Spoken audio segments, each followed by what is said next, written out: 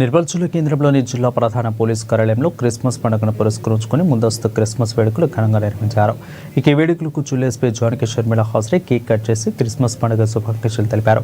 December మాసం అంటేనే Christmas గుర్తుకొస్తుందని అన్నారు. ఇక ఈ మాసం అంతా కూడా ప్రతి ఒక్కరూ ఘనంగా ఈ పండుగను జరుపుకుంటారని అన్నారు. అనంతరం క్రైస్తవ సోదరులు, మహిళలు కలిసి యేసును స్తుతిస్తూ భక్తి గీతాలు ఆలపించారు.